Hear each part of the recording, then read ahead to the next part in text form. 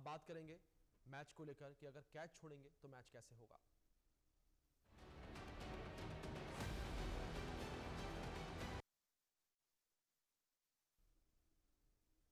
तो वहीं भारत और इंग्लैंड के बीच पहला टेस्ट मैच जारी है। पहले बल्लेबाजी करते हुए टेस्ट मैच के पहले दिन भारत ने शानदार बल्लेबाजी की और साथ ही कप्तान शुभमन गिल, जायसवाल और ऋषभ पंत ने शतक भी बनाया। यानी कि तीन भारतीय बल्लेबाजों ने शतक जड़ा।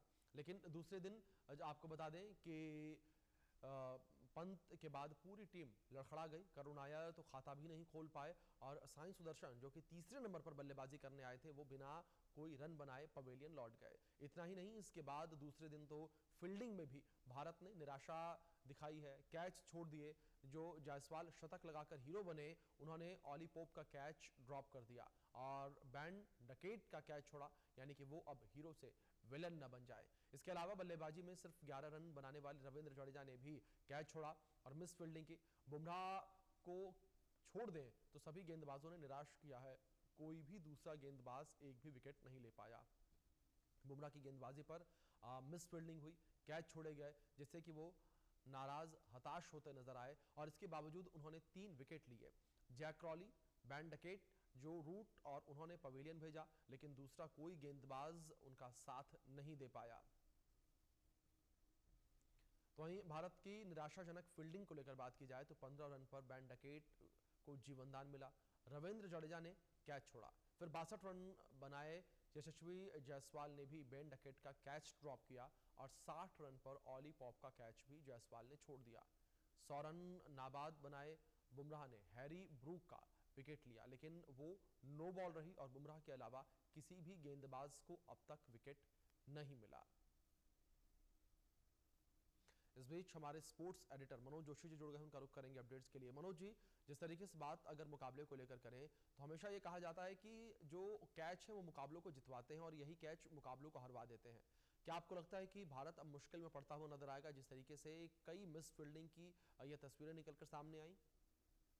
जी हाँ, बिल्कुल। मैं तो ये कहूंगा कि बहुत ज्यादा निराशा होती है ऐसे मौकों पर जब गेंदबाज जो है वो पूरी तरह से हतोत्साहित हो जाता है जी और उसके जो विकेट जो उसको उनको 3 विकेट मिले थी, गिरने वाले तीनों विकेट उन्होंने हासिल किए। जी उसके बाद जो है 2 विकेट जैसा कि आपने बताया, यशस्वी जायसवाल ने कैच उनसे छूटा, एक बार जडेजा से उनका कैच छूटा, तो 5 विकेट तो उनके यही बन जाते हैं और एक नो बॉल पर उनको विकेट मिलता है और वो भी जो है उन्हें नॉट आउट करार दिया जाता है। जाहिर सी बात है कि 6 विकेट जिस खिलाड़ी को मिलने चाहिए थे निश्चित तौर पर, चलिए माना कि आपने एक तरफ से कुछ गलतियां की हैं, लेकिन दूसरा जो छोर है वहां से आपको जो गेंदबाजी है उस गेंदबाजी में निश्चित तौर पर पैनापन होना चाहिए था। अगर आप मोहम्मद सिराज की फॉर्म को देखेंगे आप, तो मोहम्मद सिराज बहुत ज्यादा ओवर एग्रेसिव फॉर्म में दिखाई दिए हैं, तो उससे जी बहुत ज्यादा चिंता का सबब बना है।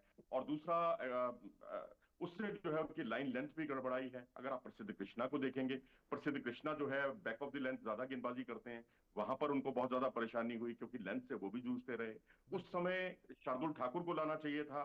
शार्दुल ठाकुर को 39वें ओवर के बाद जो है बल्ले गेंदबाजी के लिए लाया गया।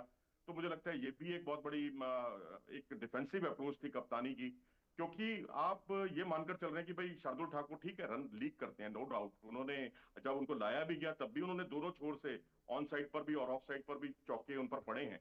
लेकिन प्रसिद्ध कृष्णा और सिराज कौन सा रनों पर अंकुश लगा रहे हैं? तो दूसरे छोर से जब तक दबाव नहीं बनेगा तब तक अकेला चना भाड़ नहीं फोड़ सकता। जी मनोज जी, दूसरी ओर जिस तरीके से अगर बल्लेबाजी को लेकर बात करें तो वैसे तो बल्लेबाजी काफी बेहतरीन रही, लेकिन कुछ बल्लेबाजों को लेकर बात करें तो खाता भी नहीं खोल पाए। और बेहतरीन बल्लेबाजी का जिस तरीके से जिक्र किया जा रहा था, जब टीम गई थी तब ये कहा जा रहा था कि ये टीम ऐसी जो कि 7वें नंबर तक भी बल्लेबाजी कर सकती है, लेकिन जब पंत आउट हुए तो उसके बाद ऐसा कुछ देखने को नहीं मिला। जी हाँ, बिल्कुल ठीक कहा आपने, क्योंकि हमारी जो बल्लेबाजी थी वो सिर्फ 4 खिलाड़ियों के ही इर्द गिर्द रही, क्योंकि जी 3 आपकी सेंचुरी देखने को मिली और केएल राहुल ने शुरुआती जो है लंच तक बहुत अच्छी बल्लेबाजी की। और आप देखें तो 90 रन विदाउट लॉस और उसके बाद 92 पर 2, और वो सेशन जो है आपस में बट गया मैं कहूंगा।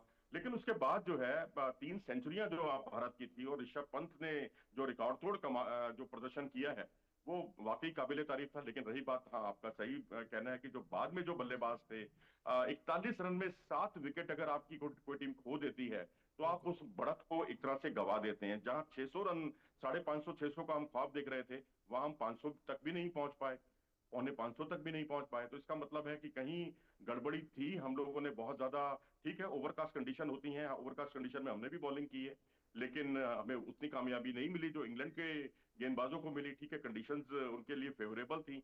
तो मुझे लगता है कि अब यहाँ 470 रन या 471 रन बनाकर आप मैच जीतने की उम्मीद यहाँ नहीं कर सकते। अब ये मत भूलिए कि चेपक पर 471 रन बनाए थे इसी इंग्लैंड की टीम ने, और उसके बाद वो पारी से हारी थी। ये वो मैच था 2016 का। ये मैं जी एक उदाहरण दे रहा हूँ जी। कि ये फियर फैक्टर समझ लीजिए आप इसको, क्योंकि उसमें करुण नायर ने ट्रिपल सेंचुरी बनाई थी, और उसी मैच में 199 रन की केएल राहुल ने पारी खेली थी, और 470 471 रन बनाने के बावजूद जो है वो टीम जो है, इंग्लैंड की टीम हार गई थी। जी तो अब हमने भी उतने ही रन बनाए हैं, तो हम उनको बाउंस बैक करने का मौका जो हम दे रहे हैं वो एक चिंता का सबब हो सकता है। उससे आप ये नहीं मान सकते कि मैच जो है मुट्ठी में आ गया है। जी। बिल्कुल मनोज, जब देखना दिलचस्प यहाँ पर ये होगा कि गेंदबाज किस तरीके से परफॉर्म करते हैं और ये मुकाबला कहाँ जाकर खत्म होता है। बहुत शुक्रिया आपका जुड़ने के लिए और इन तमाम जानकारियों के लिए भी। वक्त छोटे से ब्रेक का है, आप बने रहें इंडिया न्यूज के साथ।